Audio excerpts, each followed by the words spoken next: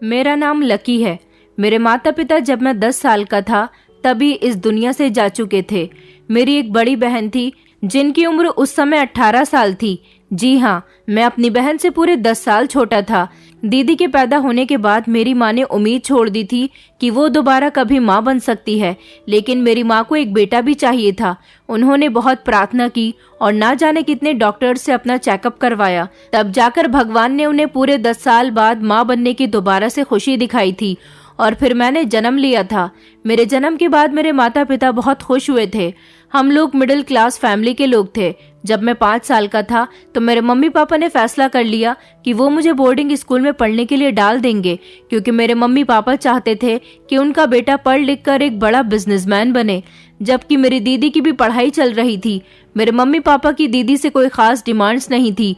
वो सिर्फ इतना ही चाहते थे कि दीदी की जब पढ़ाई पूरी हो जाए तो वो उनकी शादी एक अच्छे परिवार में करवाकर अपने फर्ज से रिहा हो जाएंगे। उनके ज्यादातर सपने अपने बेटे से जुड़े हुए थे, तभी तो उन्होंने मुझे अपने आप से अलग बोर्डिंग स्कूल में डलवा दिया था। मैं वहां पर हॉस्टल में रहा करता था। इसी तरह मेरी जिंदगी गुजर गई।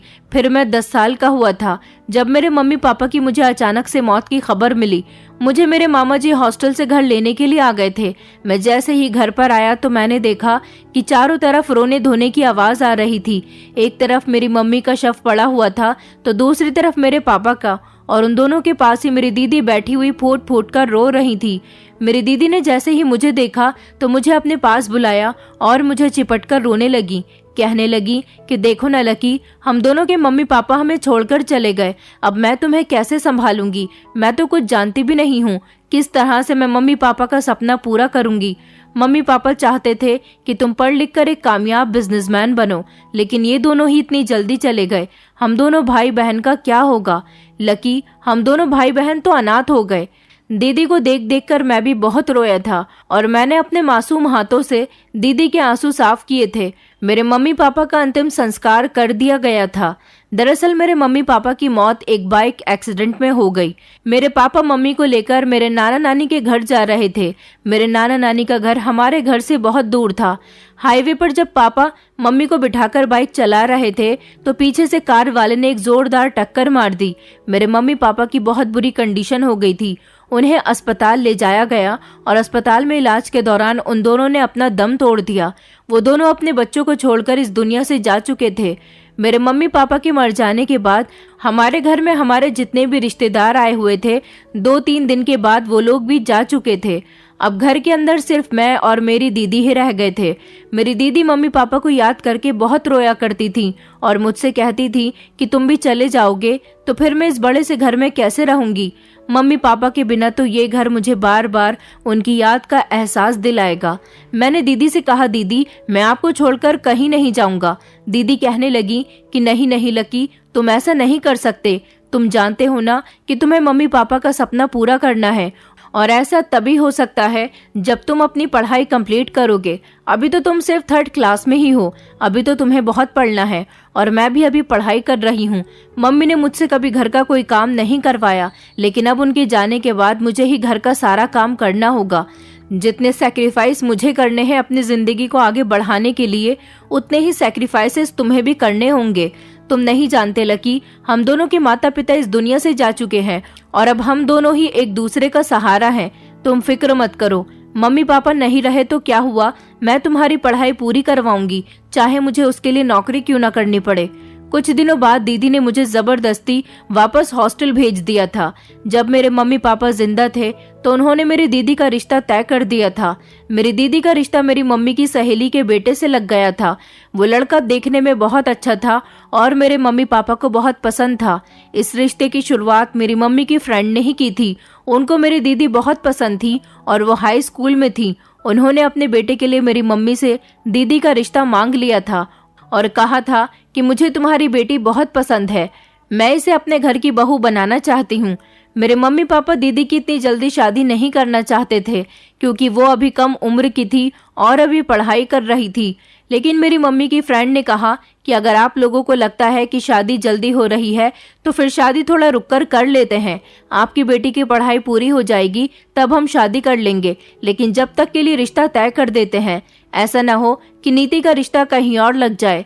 नीति मेरी दीदी का नाम था। इस तरह मेरे मम्मी पापा ने दीदी का रिश्ता फिक्स कर दिया था और शादी की बात पढ़ाई पूरी होने के बाद की गई थी।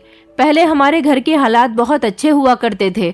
मेरी मम्मी की फ्रेंड आरती आंटी एक ऐसी फैमिली में रहने वाली थी जिन्होंने अकेले ही अपने बेटे और बेटी की परवरिश की थी।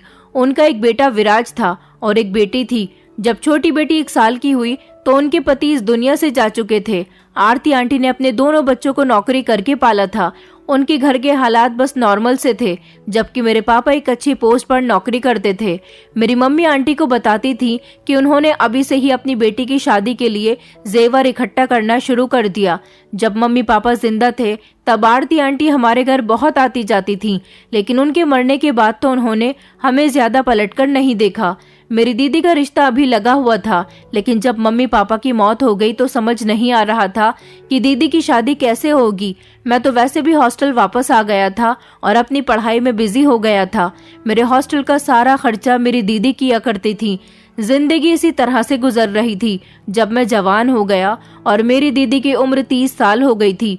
मेरी पढ़ाई पूरी हो गई थी और मुझे अब परमानेंट अपने घर वापस जाना था, क्योंकि अब मैं नौकरी करना चाहता था। मेरी दीदी ने अपनी उम्र का एक काफी लंबा हिस्सा मेरी जिंदगी के नाम कर दिया था। उन्होंने मेरे मम्मी पापा का सपना पूरा करने के लिए अपनी जिंदगी मुझ पर न्योछावर कर दी थी और यही वजह थी कि उन्होंने शादी भी नहीं की थी। मम्मी का जितना भी जेवर था दीदी धीरे धीरे मेरी पढ़ाई पर खर्च कर चुकी थी, क्योंकि मेरी जब साल भर की फीस जमा होती थी तो उसकी रकम दीदी की 1 महीने की सैलरी से भी ज्यादा होती थी और इस सब में दीदी को अपना भी गुजारा करना होता था। इसलिए दीदी का ध्यान अपने जेवर पर जाता था। एक एक करके दीदी ने मेरी पढ़ाई के लिए अपना सारा जेवर बेच दिया था। मैं अपनी पढ़ाई पूरी करके जब दीदी के पास आया तो देखा कि घर में ताला लगा हुआ था। दरअसल मेरी दीदी और मेरी फोन पर बात होती थी। दीदी मुझे बताती थी कि मैं नौकरी पर लग गई हूँ और दिन में सुबह 10 बजे से लेकर शाम के 5 बजे तक जॉब करती हूँ और उसके बाद फिर मुझे रात के 12 बजे दोबारा से नाइट शिफ्ट करने के लिए जाना होता है। और मैं रात के 1 बजे आया था क्योंकि मेरी ट्रेन बहुत लेट हो गई थी, इसलिए मुझे घर आते आते रात का 1 बज गया था। मैं समझ गया था कि दीदी अपनी ड्यूटी पर गई हुई होंगी, इसलिए ताला लगा हुआ है। मैंने दीदी के नंबर पर कॉल किया और उनसे कहा कि दीदी मैं घर आ गया हूँ, प्लीज आप घर आ जाओ। दीदी कहने लगी कि अच्छा ठीक है, मैं आ रही हूँ, तुम आधा घंटा वहीं दरवाजे पर खड़े होकर मेरा इंतजार करो। दीदी रात के 1:30 बजे तक घर वापस आ गई थी और मैं दरवाजे पर ही खड़ा हुआ उनका इंतजार कर रहा था। दीदी मुझे देखते ही खुश हुई थी। उन्होंने जल्दी से ताला खोला और फिर हम दोनों भाई बहन घर के अंदर चले गए थे। घर को देखकर मैं बहुत खुश हुआ था। फिर मैंने दीदी को बताया कि मेरी पढ़ाई पूरी हो गई है, अब कल से मुझे अपनी नौकरी की तलाश करनी है।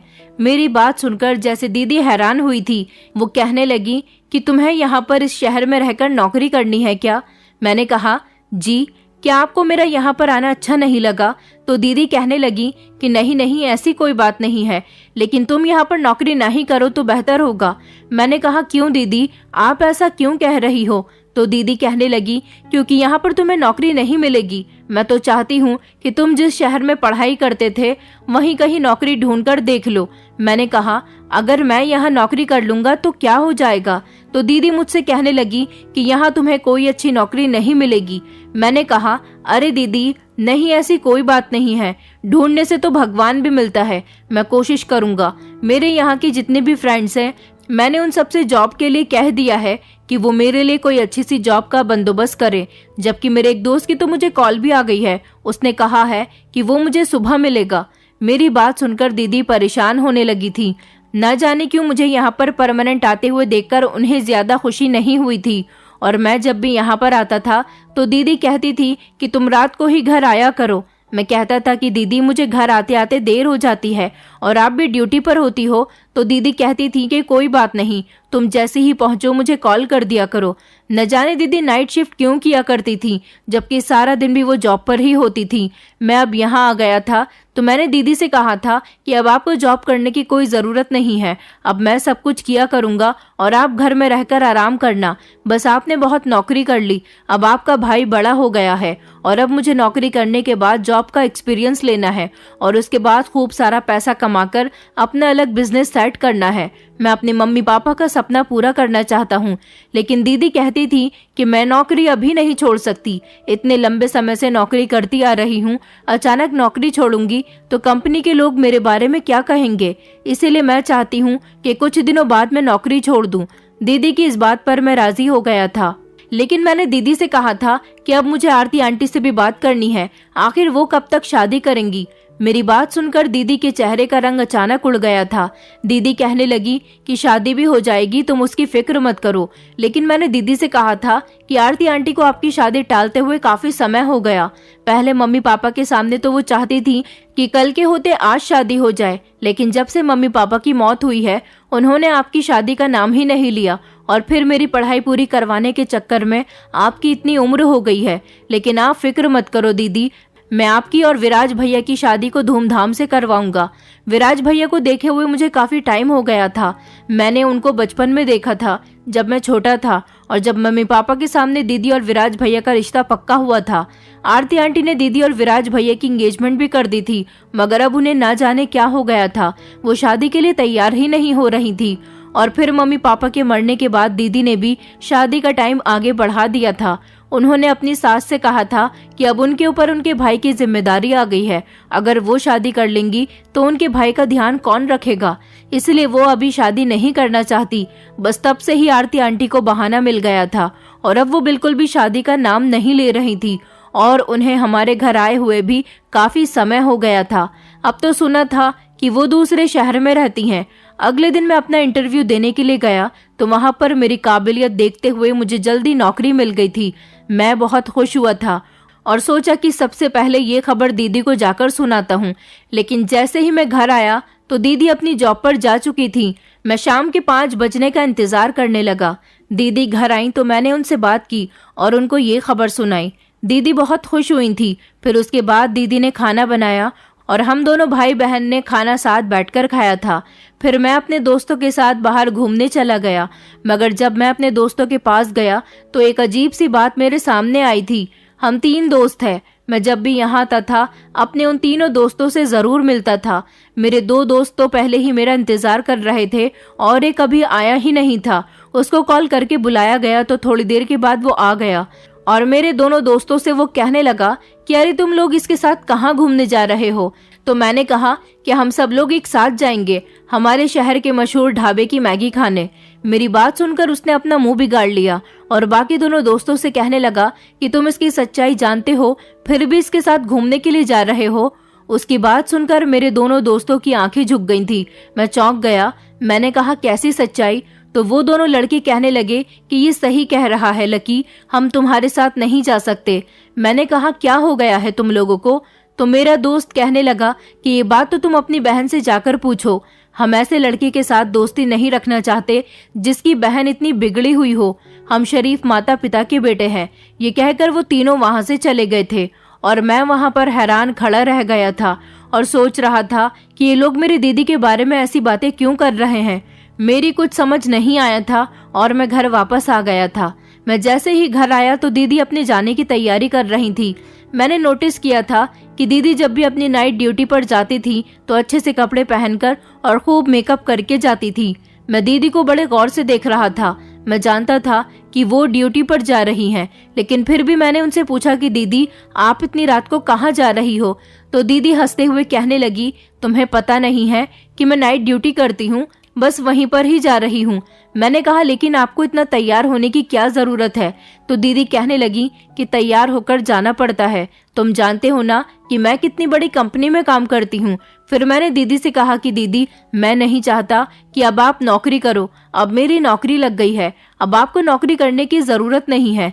दीदी पलटकर मुस्कुराई और कहने लगी कि मैंने तुम्हें पहले बताया तो था कि एकदम से नौकरी नहीं छोड़ सकती, मैं पहले ऑफिस में बात करूंगी उसके बाद ही नौकरी छोड़ूंगी।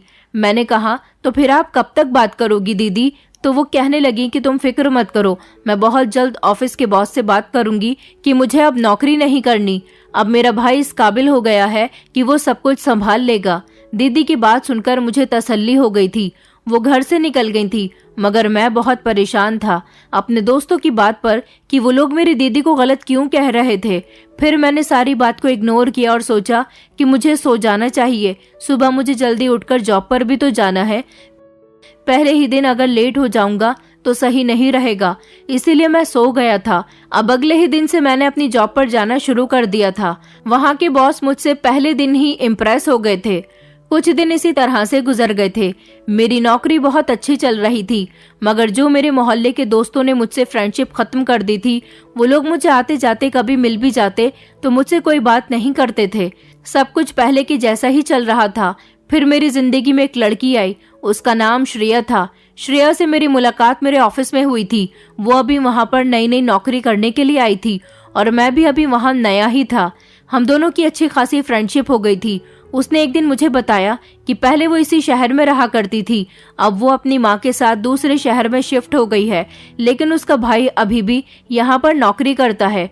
उसने बताया कि मेरे भैया कुछ दिनों से अपने काम के सिलसिले में विदेश गए हुए हैं, इसलिए वो अपने पुराने वाले घर में अकेली ही रहती है। उसकी माँ भी उसके साथ नहीं है।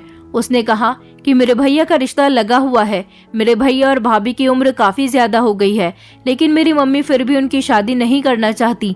मेरी होने वाली भाभी के मम्मी पापा मर गए थे, तो मम्मी अब उस लड़की से भैया की शादी नहीं करवाना चाहती, लेकिन भैया की जिद है कि वो उसी लड़की से शादी करना चाहते हैं।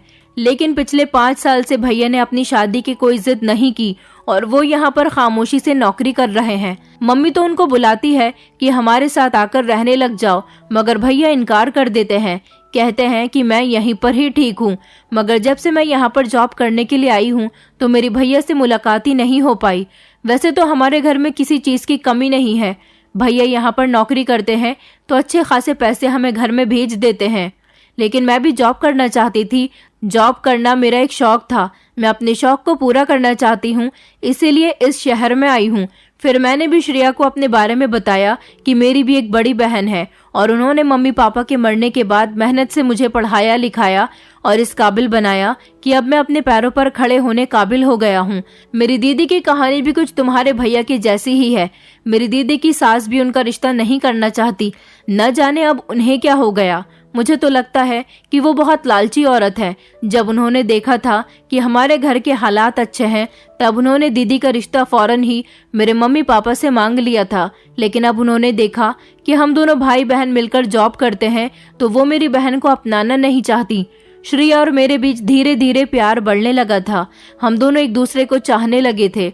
कई दिन इसी तरह से गुजर गए थे, जब एक दिन अचानक श्रेया की मेरे पास कॉल आई और वो कहने लगी कि लकी, मेरी मम्मी मेरी शादी करना चाहती हैं। मैंने कहा तो फिर तुम शादी से इनकार कर दो, तुम कह दो कि तुम अभी शादी नहीं करना चाहती। वैसे भी तुम्हारी मम्मी को पहले अपने बेटे की शादी करनी चाहिए। तो वो कहने लगी कि नहीं, मम्मी ने साफ कह दिया है कि वो भैया की शादी उस लड़की के साथ नहीं करेंगी। मेरी उम्र ना निकल जाए, इसलिए वो जल्दी ही मेरी शादी करना चाहती हैं। तुम प्लीज अपनी दीदी से बात करो। मैंने कहा लेकिन मैं तुमसे इतनी जल्दी शादी नहीं कर सकता, क्योंकि पहले मैं अपनी दीदी की शादी करवाना चाहता हूँ। मेरी खातिर उन्होंने अपनी सारी जिंदगी मेरे लिए न्यौछावर कर दी, इसलिए मैं पहले उनका घर बसता हुआ देखना चाहता हूँ। श्रेया कहने लगी, इस तरह तो मेरी शादी हो जाएगी। तुम अपनी दीदी से बात तो करके देखो और अपनी दीदी की जल्द से जल्द शादी करवाओ। मैं भी अपनी मम्मी से तुम्हारे बारे में बात करके देखती हूँ। मैंने कहा चलो ठीक है, मैं तुमसे बाद में बात करता हूँ। मैं ऑफिस से घर गया तो दीदी भी घर आ चुकी थी। मैंने उनसे बात की और उनसे कहा कि दीदी, अब आपको ये नौकरी छोड़नी होगी और मुझे बताओ कि आरती आंटी कहाँ पर रहती हैं। मैं आपकी शादी करवाना चाहता हूँ। मेरी बात सुनकर अचानक दीदी ने मुझे हैरानी भरे अंदाज में देखा था और वो कहने लगी कि आज तुम्हें क्या हो गया है, तुम मेरी शादी क्यों करवाना चाहते हो। मैंने कहा आपका क्या मतलब है कि मैं शादी क्यों करवाना चाहता हूँ। आपका रिश्ता मम्मी पापा अपने हाथों से तय करके गए थे और वैसे भी आपकी शादी की उम्र भी निकल चुकी है। आखिर आपकी शादी कब होगी। तो दीदी कहने लगी हो जाएगी, लेकिन तुम्हें किस बात की जल्दी हो रही है, और मैं तुमसे कितनी बार कह चुकी हूँ कि मैं नौकरी छोड़ दूंगी। मैंने कहा दीदी, मैं एक लड़की से प्यार करता हूँ और उसके साथ शादी करना चाहता हूँ। उसकी मम्मी उसका रिश्ता किसी और के साथ करवा रही है, लेकिन अपनी शादी से पहले मैं आपका घर बसता हुआ देखना चाहता हूँ। तो दीदी कहने लगी, अच्छा तो ये बात है, तुम मुझे उस लड़की और उसकी माँ से मिलवाओ, मैं तुम्हारी खुद उसके साथ शादी करवाऊंगी। तुम मेरी शादी की फिक्र मत करो, मैं पहले भी तुम्हारे बिना रहती थी, अब भी रह लूंगी। मैंने कहा, नहीं दीदी, इस तरह तो आप सारी जिंदगी कुंवारी बैठी रहोगी। मेरी बात आप आरती आंटी से करवाओ, अपने मोबाइल से उनको कॉल लगा कर दो। दीदी कहने लगी कि ये रहा मेरा मोबाइल, लो तुम खुद उनको कॉल लगा लो। मैंने दीदी का मोबाइल लिया और आरती आंटी के नंबर को डायल किया तो उनका नंबर स्विच ऑफ जा रहा था। मैंने कहा, नंबर तो बंद जा रहा है। तो दीदी कहने लगी कि उन्हें अपने बेटे की शादी मेरे साथ नहीं करवानी है, इसलिए उन्होंने काफी लंबे समय से अपने नंबर को स्विच ऑफ करके रख दिया है ताकि मैं उनको कॉल ना कर सकूं। और अब तो मेरी शादी को भूल जाओ, मैं खुश हूँ, अपनी नौकरी कर रही हूँ और अपने पैरों पर खड़ी हूँ, इसलिए अपना गुजारा आसानी से कर सकती हूँ और मेरी शादी भी हो जाएगी, तुम इसकी परवाह मत करो। और वो लड़की कौन है, जरा मुझे भी उसकी फोटो दिखाओ, मैं भी तो देखूं मेरे भाई ने किस लड़की को पसंद किया है। मैं अपने मोबाइल में दीदी को श्रेया की फोटो दिखाने ही जा रहा था, इतनी देर में अचानक मेरे बॉस की कॉल आ गई और मैं उनसे बात करने के लिए घर से बाहर निकल गया, क्योंकि घर के अंदर मुझे बॉस की आवाज नहीं आ रही थी। मैं अभी बॉस से बात कर ही रहा था कि हमारे पड़ोस वाले कुछ लोग मुझे बड़ी घूर घूर कर देख रहे थे। मैं बड़ा हैरान हुआ था और उनके करीब जाकर कहने लगा कि क्या हुआ भाई साहब, आप मुझे बड़ी घूर घूर कर देख रहे हो। तो वो आदमी कहने लगा कि कुछ नहीं, बस ये देख रहा हूँ कि भाई तो इतना शरीफ है और बहन छी छी न जाने कैसे काम करती है। मैंने कहा, आपका क्या मतलब है मेरी दीदी से? तो वो कहने लगा कि अच्छा, सारा मोहल्ला तुम्हारी बहन की सच्चाई जानता है, तुम्हें नहीं पता अपनी बहन के बारे में कि वो सच सवर के ना जाने कहाँ जाती है, जरूर गलत ही काम करती होगी, तभी तो इतनी उम्र हो जाने के बाद भी शादी नहीं कर रही है। वो आदमी ये बात कहकर अपने घर के अंदर चला गया था, लेकिन मुझे बहुत गुस्सा आ रहा था। लोगों की ये बातें सुनकर मेरा खून खौल रहा था। इससे पहले भी मेरे दोस्त मेरी बहन के बारे में ऐसी बातें कर चुके थे। इसका मतलब यही था कि मेरी दीदी कोई गलत काम करती है। मैं गुस्सा होते हुए घर के अंदर नहीं गया, बल्कि दुकान से सिगरेट लेने के लिए चला गया था। आज पहली बार मुझे बहुत गुस्सा आ रहा था। और फिर रात के टाइम जब मैं घर में दाखिल हुआ तो दीदी अपनी ड्यूटी पर जाने के लिए तैयार हो रही थी। मैंने दीदी से कहा कि आज आप ड्यूटी पर नहीं जाओगी। मेरी बात सुनकर दीदी कहने लगी कि क्या हो गया है, बड़े गुस्से में लग रहे हो, और मैं तुम्हारा खाने पर कितनी देर तक इंतजार करती रही, तुम नहीं आए, और मैंने तुम्हें कितनी सारी कॉल्स की, तुमने मेरी कॉल भी रिसीव नहीं की। मैंने कहा कि मुझे भूख नहीं है और अब से आप ड्यूटी पर नहीं जाओगी, बस घर में रहो। मुझे बताओ आरती आंटी कहाँ रहती हैं? कल मैं वहां जाकर उनसे आपके रिश्ते की फाइनल बात करके आऊंगा। अगर वो अपने बेटे की शादी आपके साथ करवाना चाहती हैं तो ठीक है, वरना मैं आपके लिए कहीं और रिश्ता तलाश करता हूँ। मेरी बात सुनकर दीदी गुस्सा करते हुए कहने लगी कि मैंने तुमसे कितनी बार कहा है कि ना तो मैं अभी जॉब छोड़ सकती हूँ और ना ही मुझे अभी शादी करनी है। हो जाएगी मेरी शादी भी। तुम्हें शादी करनी है तो तुम मेरी मुलाकात उस लड़की के साथ करवा दो, मैं तुम्हारी शादी करवा दूंगी, मगर मेरे पीछे मत पड़ो प्लीज। मैंने दीदी से कहा, दीदी मैं कुछ नहीं जानता, आज से आप नौकरी पर नहीं जाओगी तो नहीं जाओगी। अगर आपने ऐसा करने की कोशिश भी की तो अच्छा नहीं होगा। आप नहीं जानती कि आपकी वजह से मुझे लोगों से कितनी गलत गलत बातें सुननी पड़ती हैं। इसका मतलब है कि लोग सच ही कहते हैं, आप कोई गलत काम करती हो। मेरे दोस्त तक आपकी वजह से मुझसे दूर हो गए। दीदी चौंकते हुए कहने लगी कि क्या?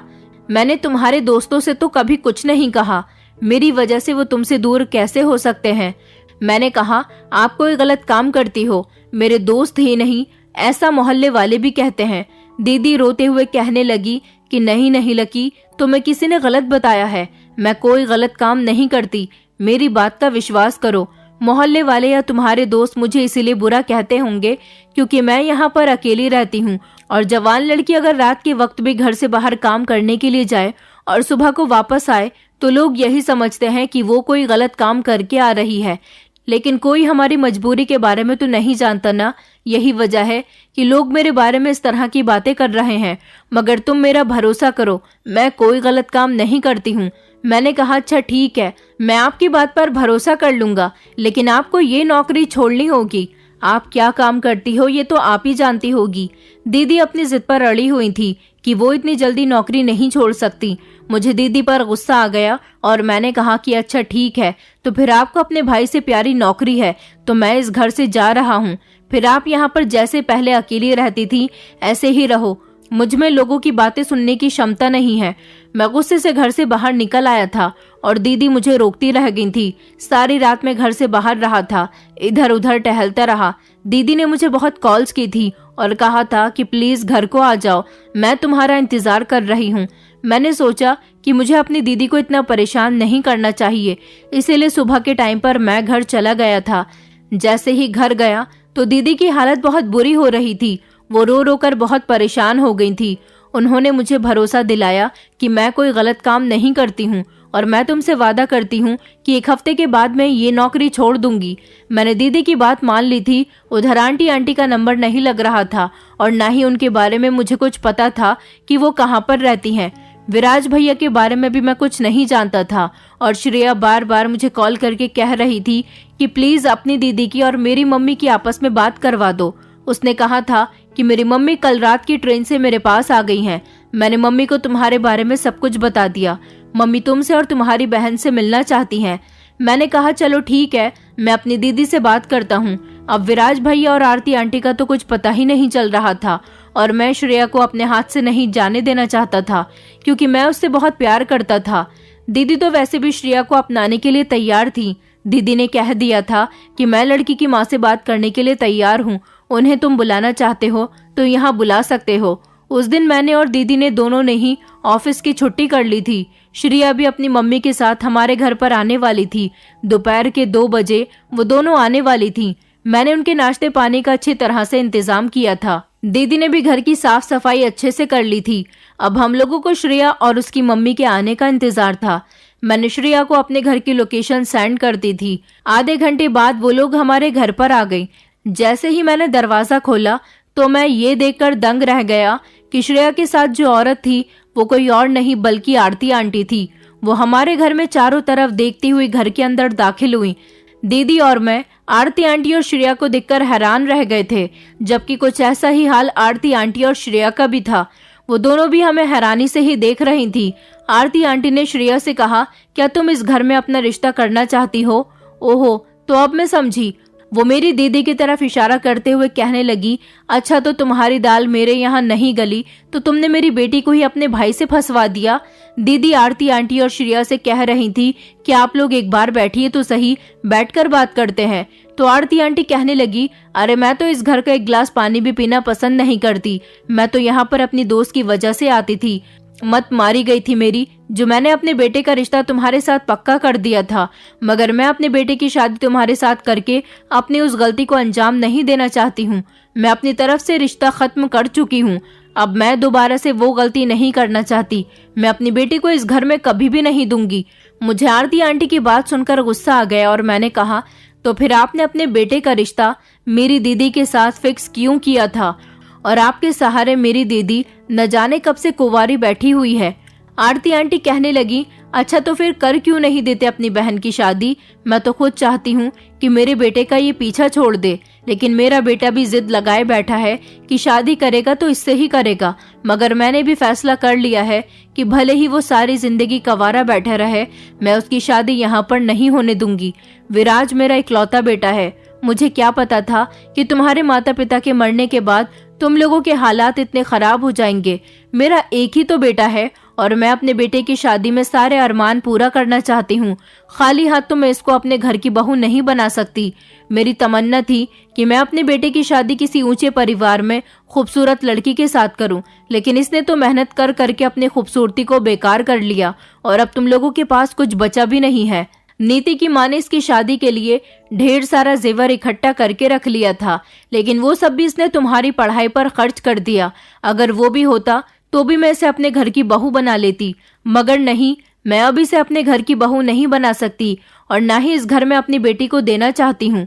आरती आंटी की बातें सुनकर मेरी बहन जोर जोर से रोने लगी थी और श्रेया भी रो रही थी। मैंने आंटी से कहा कि अगर ऐसी ही बात है तो आपके घर अब हम भी रिश्ता नहीं करना चाहते।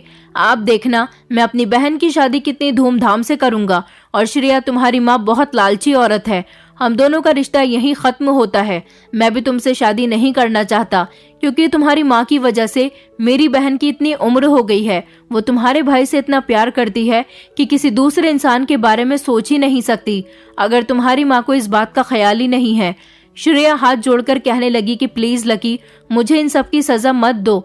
आरती आंटी ने श्रेया से कहा कि चलो तुम खामोशी से यहाँ से। मुझे नहीं पता था कि तुम इस मोहल्ले में आई हो तो मुझे इस घर में लेकर आ जाओगी। मैं तो समझ रही थी कि शायद तुम्हें इसी मोहल्ले का कोई और लड़का पसंद आ गया है, मगर मैं नहीं जानती थी कि जिस घर की लड़की को मैं अपनी बहू नहीं बनाना चाहती, तुम उसी घर के लड़के से शादी करना चाहती हो। वो जबरदस्ती श्रेया का हाथ पकड़कर उसे हमारे घर से ले गई थी। उस दिन हम दोनों भाई बहन बहुत फूट फूट कर रोए थे और हमें अपने मम्मी पापा बहुत याद आ रहे थे। अगर आज हमारे मम्मी पापा जिंदा होते तो शायद हमें ये दिन ना देखना पड़ता। रोते रोते हमें रात हो गई थी। हम दोनों भाई बहन में से किसी ने भी खाना नहीं खाया था। श्रेया की मुझे बार बार कॉल आ रही थी और मैंने उसकी कॉल से तंग आकर अपना मोबाइल स्विच ऑफ कर दिया था। इसी तरह रात के 12 बज गए थे। मैंने देखा कि दीदी ने तैयार होना शुरू कर दिया था और वो नौकरी पर जाने वाली थी। मैंने दीदी से कहा कि दीदी, आप फिर से नौकरी पर जा रही हो। मैं आपसे कितनी बार कह चुका हूँ कि आप अब ड्यूटी पर नहीं जाओगी, और अगर आपको नौकरी करनी ही है तो दिन की करनी पड़ेगी। रात की ड्यूटी के मैं सख्त खिलाफ हूँ। दीदी कहने लगी, अच्छा ठीक है, मैं जानती हूँ कि मेरा भाई अब इस काबिल हो गया है कि वो मेरा और खुद का गुजारा आराम से कर सकता है। मैं तुमसे वादा करती हूँ कि मैं ये नौकरी छोड़ दूंगी। मैं दिन की भी और रात की भी, दोनों ही टाइम की नौकरी छोड़ दूंगी, मगर मुझे आज जाने दो प्लीज। मैं ये समझ लूंगी कि आज मेरी नौकरी का आखिरी दिन है। उसके बाद जैसा तुम कहोगे मैं वैसा करने के लिए तैयार हूँ। दीदी की बात सुनकर मैंने उनसे कह दिया था, अच्छा ठीक है, आज आपका आखिरी दिन है, आप जा सकती हैं, मैं आपसे कुछ नहीं कहूँगा। दीदी ड्यूटी पर जाने के लिए घर से निकल चुकी थी और आज मैं देखना चाहता था कि आखिर दीदी ऐसा कौन सा काम करती हैं, क्योंकि मैं कई बार दीदी से पूछ चुका था तो दीदी यही कहती थी कि वो नौकरी जरूर करती है मगर कोई गलत काम नहीं करती। लेकिन लोगों का कहना था कि मेरी दीदी गलत काम करती है। आज मैं सच्चाई जानने के लिए दीदी के पीछे पीछे निकल चुका था। इस समय रात के पूरे 12 बज रहे थे। दीदी घर से निकल चुकी थी और मैं उनके पीछे पीछे था। दीदी को मैंने शक नहीं होने दिया था कि मैं उनका पीछा कर रहा हूँ। दीदी काफी दूर तक चलते हुए आ गई थी और फिर उसके बाद दीदी एक घर के अंदर चली गई और मैं भी उस घर के अंदर चला गया था। ये बहुत बड़ा घर था।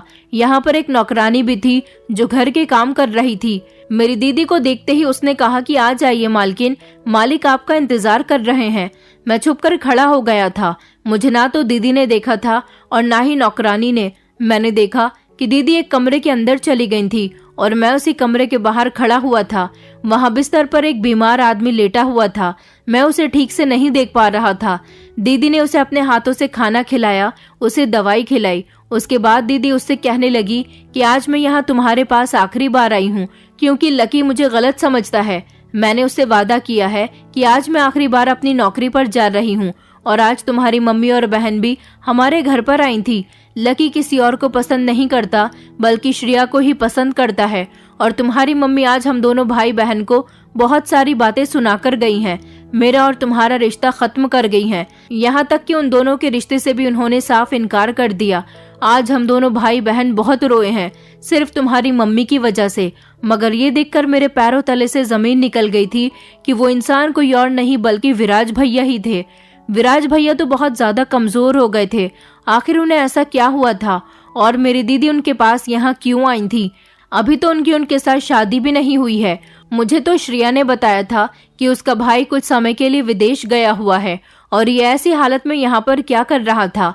विराज दीदी की बात सुनकर कहने लगा, बस एक बार मैं ठीक हो जाऊं उसके बाद मैं खुद माँ से बात करूंगा। मैं जानता हूँ कि मेरी माँ लालची औरत है।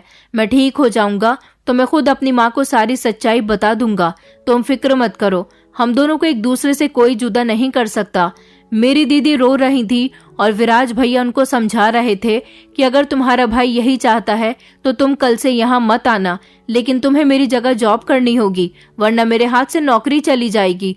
तुमने मेरी नौकरी संभाली हुई है, मेरे पैसे से तुम अपना भी घर चला रही हो और मेरे घर पैसे भी भेज देती हो और इतनी मेहनत करती हो और इस समय मेरा भी इलाज चल रहा है। मैं तुम्हारा एहसान नहीं भूलूंगा।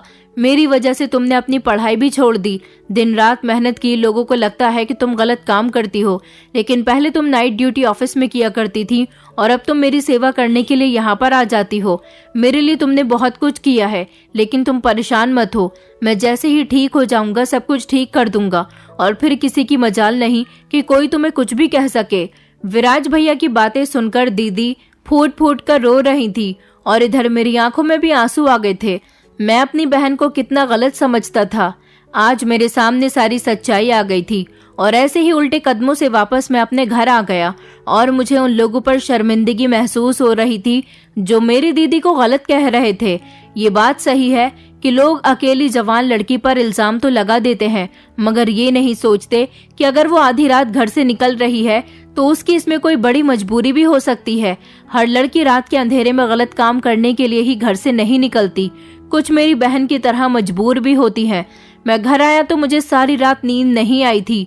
सुबह 6 बजे मैं अपनी दीदी के आने का इंतजार कर रहा था।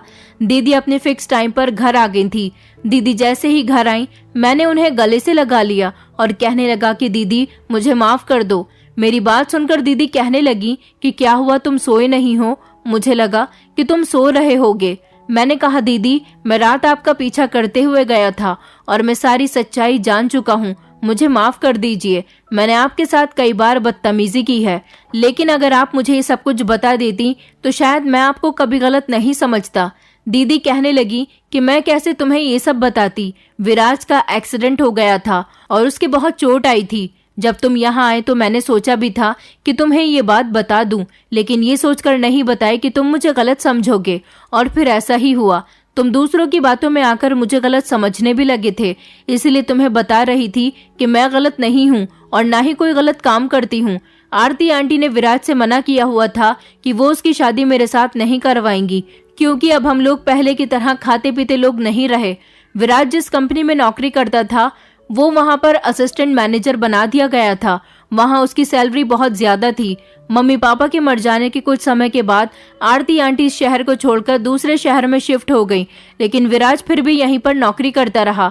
वो हर बार आंटी से यही कहता कि मेरी और नीति की शादी कब करवाओगी, मगर आरती आंटी कहती थी कि अब हम उन लोगों से कोई रिश्ता नहीं रखना चाहते। उन्होंने अपनी बेटी को भी पाला, उसकी पढ़ाई कंप्लीट करवाई। विराज ने जब जिद बांध ली थी कि वो मेरे अलावा किसी से शादी नहीं करेगा, इसलिए वो अपनी माँ से दूर यहाँ रहकर नौकरी करता रहा और इस तरह मुझसे भी मिलता रहा। मैं भी विराज की ही कंपनी में छोटी सी पोस्ट पर नौकरी करती थी। विराज अपनी सैलरी में से थोड़े से पैसे मुझे भी दे दिया करता था। मैं इस तरह तुम्हारी फीस वगैरह भर लेती थी और इससे पहले जेवर तो मैं बेच ही चुकी थी। कई साल इसी तरह से गुजर गए। आरती आंटी हम दोनों की शादी करने का नाम ही नहीं ले रही थी और विराज इस गुस्से में अपनी माँ और बहन से बिल्कुल अलग रह रहा था। विराज उन लोगों से मिलने नहीं जाता था, उनको अपनी सैलरी भिजवा दिया करता था। मेरे पास कुछ पैसे मेरी सैलरी के होते थे और थोड़े से पैसे वो मुझे भी दे दिया करता था। उन पैसों से मुझे तुम्हारी पढ़ाई करवाना बहुत मुश्किल हो रहा था, इसलिए मैंने ही कंपनी में नाइट ड्यूटी करना शुरू कर दी थी। ऑफिस में जितना भी काम होता था मैं रात को जागकर किया करती थी। जिंदगी इसी तरह से गुजर रही थी। विराज आरती आंटी को मनाते मनाते थक गया था, मगर वो नहीं मान रही थी, इसलिए उसने फैसला किया था कि अब वो मेरे साथ खामोशी से शादी कर लेगा और इस तरह उसे मुझसे कोई अलग नहीं कर सकेगा और फिर हम दोनों का रिश्ता भी जायज होगा। हम दोनों दुनिया वालों के सामने खुलकर एक दूसरे से मिल सकेंगे। मैंने इस बारे में तुम्हें नहीं बताया था क्योंकि विराज ने मुझे मना कर दिया था। उसने कहा कि अभी वो अपना बिजनेस अलग से सेट कर रहा है, वो इस काम में कामयाब हो जाए फिर वो खुशी खुशी ये खबर अपनी माँ और तुम्हें भी बता देगा, लेकिन ऐसा नहीं हो सका। विराज अपना बिजनेस सेट ही करने वाला था कि तुम्हारे आने से 2 महीने पहले विराज का एक कार एक्सीडेंट हो गया। इतना खतरनाक एक्सीडेंट हुआ कि विराज उसमें बुरी तरह से घायल हुआ था। डॉक्टर्स ने कहा था कि विराज का खास ख्याल रखना पड़ेगा। विराज ने कहा था कि मेरी मम्मी और बहन मेरे एक्सीडेंट की खबर सुनकर बहुत परेशान हो जाएंगी, इसलिए विराज ने उनको बता दिया था कि वो इस समय कामकाज के सिलसिले में विदेश गया हुआ है और फिर वो अस्पताल से डिस्चार्ज होने के बाद अपने घर नहीं गया बल्कि अपने एक दोस्त के घर चला गया था, जहां पर उसने अपना ख्याल रखने के लिए एक नौकरानी रखी थी। सारा दिन नौकरानी विराज का ख्याल रखती थी, लेकिन रात को मैं उसका ख्याल रखने के लिए चली जाती थी। तब नौकरानी अपने घर चली जाया करती थी और दिन में उसने मुझसे कहा था कि तुम मेरी जगह मेरी पोस्ट पर नौकरी करो, मैं ऑफिस में बात कर लूंगा। इस तरह तुम्हें मेरे जितनी ही सैलरी मिल जाएगी।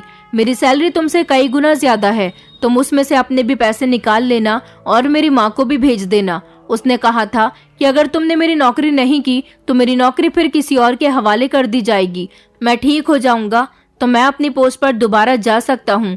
मैंने विराज की जगह उसके ही ऑफिस में नौकरी करने की जिम्मेदारी ठान ली थी। मैं भी काबिल थी, इसलिए मुझे आसानी से विराज की जगह असिस्टेंट मैनेजर की नौकरी मिल गई थी और इस तरह मैं अपना गुजारा कर रही थी और अपने पति का भी ख्याल रख रही थी। अभी तक आरती आंटी ये नहीं जानती कि हम दोनों की शादी हो गई है और ना ही आरती आंटी को ये पता है कि उनका बेटा बहुत लाचार है। भगवान की कृपा से विराज जल्दी ही ठीक हो जाएगा और अब उसने सोच लिया है कि वो मुझे लेकर कहीं दूर चला जाएगा। मैं भी चाहती हूँ कि तुम्हारी शादी श्रेया के साथ करवा दूं, मगर आरती आंटी तो इस रिश्ते से साफ इनकार कर गई हैं। दीदी की बात सुनकर मैंने कहा कि दीदी आप फिक्र मत करो, अब आपको परेशान होने की जरूरत नहीं है। विराज भैया की सेवा मैं किया करूंगा और आप उनकी जगह ऑफिस में जाकर नौकरी करना। रात को मैं विराज भैया के पास चला जाया करूंगा। इस तरह हम दोनों भाई बहन ने मिलकर विराज को पूरी तरह से ठीक कर लिया था और फिर विराज भैया और मेरी दीदी एक साथ अपनी जिंदगी में खुश हो गए थे। विराज भैया ने सारी सच्चाई अपनी माँ को बता दी थी। उन्होंने इस बात पर गुस्सा तो बहुत किया था, लेकिन फिर वो एक दिन खुद ही अपनी बेटी का रिश्ता मेरे लिए लेकर आ गई और उन्होंने अपने किए की माफी हम सब लोगों से मांग ली थी। ऐसा इसलिए था क्योंकि श्रेया मेरी मोहब्बत में पागल हो गई थी। जब उसे पता चला कि उसकी माँ ने उसके भाई की भी शादी मेरी बहन के साथ नहीं होने दी और फिर उन दोनों की इस वजह से इतनी उम्र हो गई, उसे लगता था कि उसकी माँ मुझे भी श्रेया से अलग कर देंगी, इसलिए श्रेया ने अपने आप को नुकसान पहुंचाने की कोशिश की थी। आरती आंटी श्रेया से बहुत प्यार करती थी, इसलिए वो अपनी बेटे की जिद के आगे हार गई थी। एक समय था जब उन्होंने अपने बेटे की जिद नहीं मानी थी, मगर बेटी ने ऐसा मकाम पैदा कर दिया था कि उन्हें अपनी बेटे की जिद माननी ही पड़ गई थी और फिर उन्हें झुकना ही पड़ गया था। जब आरती आंटी को पता चला कि मेरी दीदी ने उनके बेटे का कितना ख्याल रखा और खुद मेहनत करके उन्होंने उनके बेटे की पोस्ट की सैलरी उन्हें हर महीने भिजवाई और उनके बेटे का भी ख्याल रखती रही, तब उनके दिल में दीदी के लिए मोहब्बत पैदा हो गई थी और इस तरह उन्होंने दीदी को अपनी बहू एक्सेप्ट कर लिया और फिर मेरी शादी श्रेया के साथ करवा दी। विराज भैया ने अपना बिजनेस अलग से सेट कर लिया है। विराज भैया जब नौकरी किया करते थे तब भी उनकी अच्छी खासी सैलरी थी और वो अपनी सैलरी जब अपने घर भिजवाते थे तब आरती आंटी को घमंड हुआ करता था कि मेरा बेटा ज्यादा पैसे कमाता है, इसलिए उन्होंने मेरी दीदी को रिजेक्ट कर दिया था। लेकिन अब सब कुछ नॉर्मल हो गया। आरती आंटी को अपने किए पर पछतावा होता है और विराज भैया दीदी भी बहुत खुश हैं और मैं अपनी पत्नी श्रेया के साथ आज बहुत खुश हूँ। इस तरह हम दोनों भाई बहन की जिंदगी बहुत खुशहाल गुजर रही है। आरती आंटी भी हम सब लोगों से बहुत प्यार करने लगी हैं और पुरानी सारी बातें सब कुछ भूल गई हैं। लेकिन मुझे अफसोस उन लोगों पर होता है जिन लोगों ने मेरी दीदी पर गलत इल्जाम लगाए थे। कभी भी हमें किसी पर सिर्फ शक की बुनियाद पर इल्जाम नहीं लगाने चाहिए। मेरी दीदी ये सब कुछ मजबूरी में कर रही थी और लोग समझते थे कि मेरी दीदी गलत काम कर रही है। मुझे भी आज अपने आप पर शर्मिंदगी महसूस होती है कि जिस बहन ने सारी जिंदगी मेरा इतना ख्याल रखा, मेरी पढ़ाई पूरी करवाने के चक्कर में अपनी जवानी न्योछावर कर दी, उस बहन पर मैंने शक किया था। आज मैं कामयाब इंसान हूँ सिर्फ अपनी बहन की वजह से। मेरे मम्मी पापा ने जो सपना देखा था वो सिर्फ मेरी बहन की वजह से पूरा हो सका था। भगवान मेरे जैसी बहन सबको दे। दोस्तों, उम्मीद करती हूँ आपको हमारी कहानी पसंद आई होगी। कहानी पसंद आई है तो वीडियो को लाइक करें, चैनल पर नए हैं तो चैनल को सब्सक्राइब करें और हाँ, नोटिफिकेशन बेल को जरूर दबाएं ताकि अगली अपडेट सबसे पहले आपको मिले।